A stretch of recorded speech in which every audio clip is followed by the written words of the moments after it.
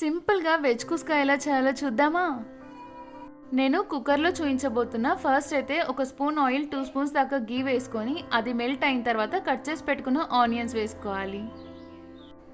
Onions ఒక 2 to 3 minutes లైట్గా fry అయిన తర్వాత షాజీరా, బిర్యానీ ఆకు, యాలకులు కూడా వేసుకొని అంతా కలుపుకోవాలి. ఇవి ఫ్రై అయిన తర్వాత టేస్ట్కి సరిపడా కారం, పచ్చిమిర్చిని డైరెక్ట్గా కట్ చేయకుండా అలానే వేస్తున్నా. అవి కూడా వేసేసి లైట్గా ఫ్రై అయిన తర్వాత ఒక కప్పు దాకా కడిగి పెట్టుకున్న పుదీనాను వేసి ఒక 2 మినిట్స్ తర్వాత ఒక స్పూన్ అల్లం వెల్లుల్లి పేస్ట్ వేయాలి.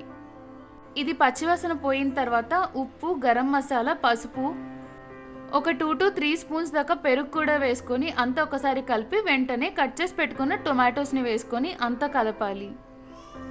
మూత పెట్టి తీసి మధ్యలో కలుపుతూ టొమాటోస్ని ఫ్రై చేసుకున్న తర్వాత నేను ఇక్కడ నార్మల్ రైస్తో చేస్తున్న 1 గ్లాస్ రైస్కి 2 గ్లాసెస్ వాటర్ వేసుకొని వాటర్ బాయిల్ అవుతున్న టైంలో నానబెట్టుకున్న బియ్యాన్ని కూడా వేసుకొని అంతా ఒకసారి కలుపుకోవాలి.